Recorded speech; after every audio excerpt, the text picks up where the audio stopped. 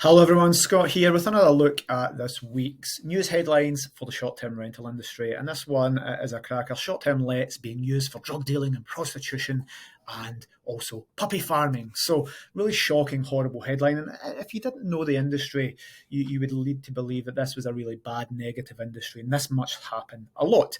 But firstly, as always with mainstream media news, let's not be naive enough to say they report current events in their unbiased form. They're there simply to make money. And in this instance, it's either through advertisers for political agendas to back governments or big businesses that are involved that own them or advertise in them. So always an agenda with things, the independent. It's the opposite of independent mainstream news. It's biased towards the people that support it and make money.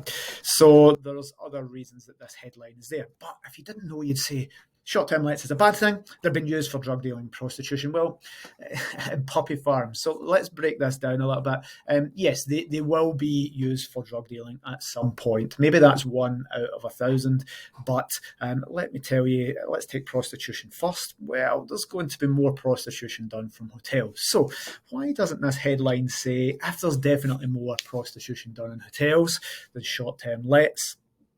Why doesn't it say hotels being used for prostitution? Because they do. Anybody that works in hotels will say, yes, prostitution is rife in any medium, high or super luxury hotels. It happens. So why is the headline not there? Again, go back to the government's agenda of licensing short-term lets. So drug dealing is another negative. Having owned a letting agency for 17 years and we have 500 properties, I can tell you drug dealing would take place predominantly from owner-occupied houses where nobody's going to come and inspect, or short normal term rentals, not short term where they're there by the night. Of course, it would happen. There'll be some drug dealing, but there would also be drug dealing from other businesses as well, like restaurants. So in convenience stores, probably short-term lettings is one of the least places that they are going to do drug dealing. It's like saying drug dealing's done from cars, so perhaps we should regulate cars driving about and have checkpoints. So again, nonsense headlines here, but it does happen. We have had prostitutes in the years, or reports of prostitutes, and we've had to let people move out and tell them to go at short notice because there have been reports for neighbours. Any good short-term rental operator where there's reports of these things would instantly move those people on. And drug dealing being done from residential long-term properties, it's hard to get these people out. If you to go to court, especially in Scotland, to evict drug dealers, they could be in forever, and you could never get them out if you only had not strong evidence. So short-term lets, you can get them out. So it's actually the best place to do, because you can get them out and not take them back as future guests. So drug dealing happens everywhere, prostitution happens everywhere, and let's say puppy farmers. So also been used by puppy farmers, anecdotal cases. So there we go, it's kind of made up. There's been 1 or 2 people that said puppy farming may have been done. Let me ask, if you're going to be a puppy farmer, are you going to be a puppy farmer in a high-end unit overlooking Edinburgh city centre in the castle and the Royal Mile? Are you going to be puppy farming from your holiday hot tub home? Or are you going to be doing it from somewhere dodgy that nobody can get access to, that you're not going to be there for 2 nights? Maybe puppy farming has happened once. Maybe there's been a report of puppy farming, but as always, I'm in defence of the short-term rental industry. Am I saying there's never been drug dealers? No, of course, but there's drug dealers everywhere. Of course, they happen in hotels. Does prostitution happen in short-term lets? Yes, it does.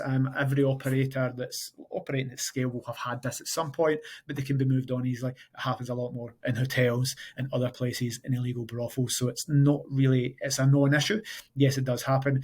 And the puppy farming, I think, is probably, that's why it's there and has the words anecdotal cases have suggested. So anecdotal cases and have suggested means that it's just kind of made up nonsense. And perhaps one person maybe thought about it once or had something happen once. But puppy farming, I don't know, they've taken lots of puppies in and selling puppies from a short-term let. That would be the worst business plan ever if I was a puppy farmer. So probably never even happened. If it did, it's so inconsequential that it's probably not worth making a news headline out about. But again, Independent, they're backing government legislation. The government will be advertising heavily in this. So essentially, it's like, we will advertise and give you lots of revenue if you toe the party line and say what we want to, and make short-term lets seem as negative as possible. So these stories aren't necessarily correct.